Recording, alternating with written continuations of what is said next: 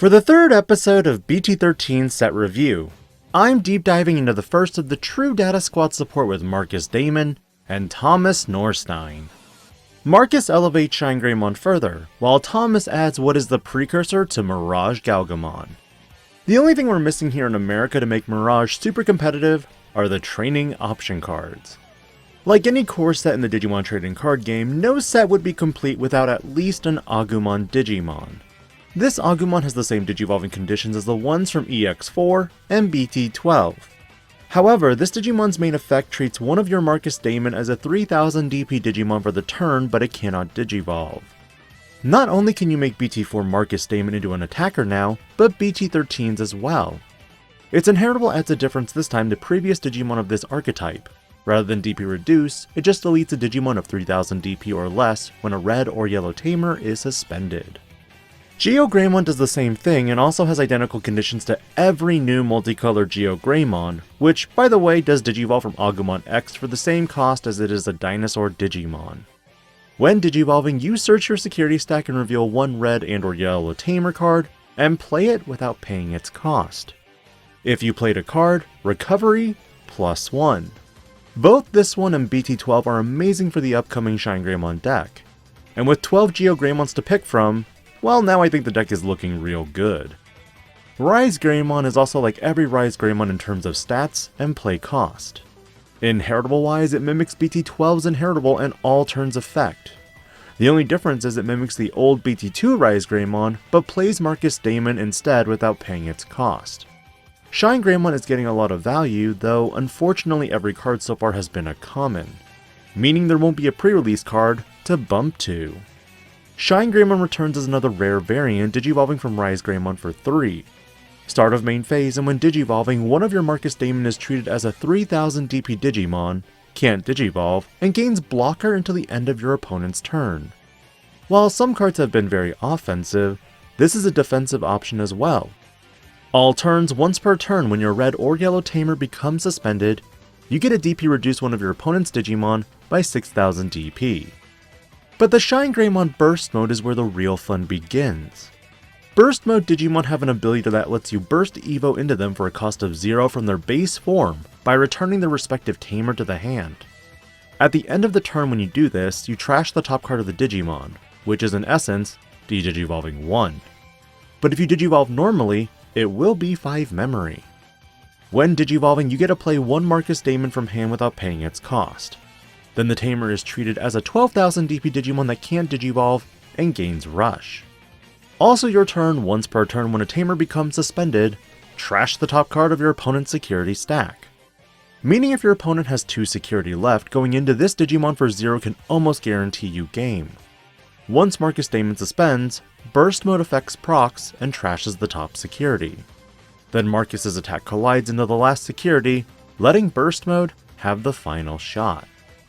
But on the blue side of things, it's MirageGaogamon time. With Gaomon, this Digimon has a simple effect of when attacking, once per turn, both players draw the top card of their deck.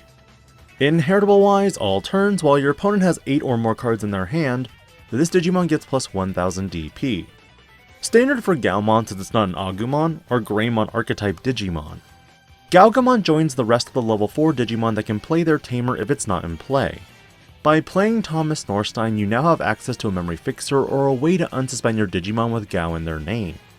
And like Gaomon, the same effect. Mach Gaogamon is one of the first Digimon that says no to having its attack switch to a different target if your opponent has 8 or more cards.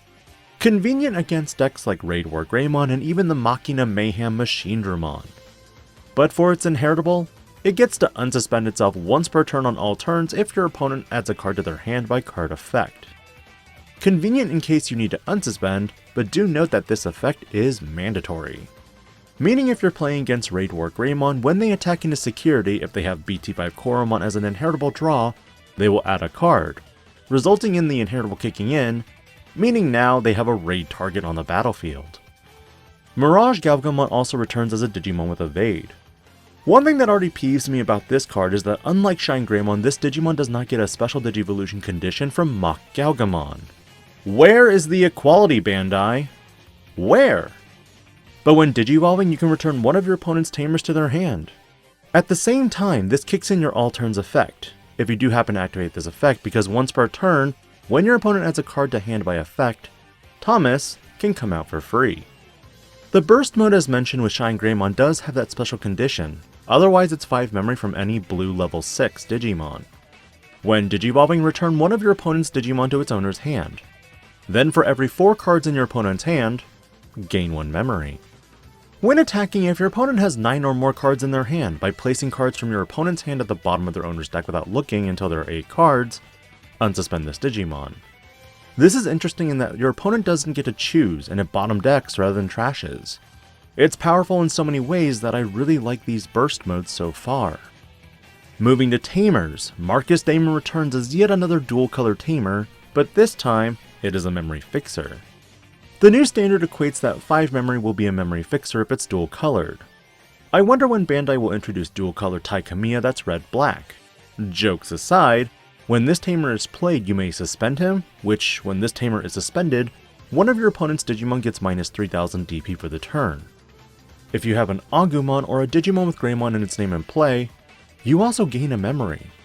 So in a nutshell, this Tamer is X-Antibody, gives you red-yellow, and is a memory fixer, and reduces a Digimon by 3000 DP on all turns when it's suspended. That's pretty nuts, Bandai. Thomas, on the other hand, is a little bit more tame, being your standard 4 costs for memory fixer that when your Gaomon or Digimon with Gaogamon in its name attacks, you can force both players to draw the top card. If it ain't Greymon, it doesn't get more added to it. This is Thomas's second appearance from BT4, and even then that Tamer did little to shake up the meta. This one though, memory fixing, definitely helps. For the last 2 cards, it's 2 8-cost option cards based on the burst modes themselves.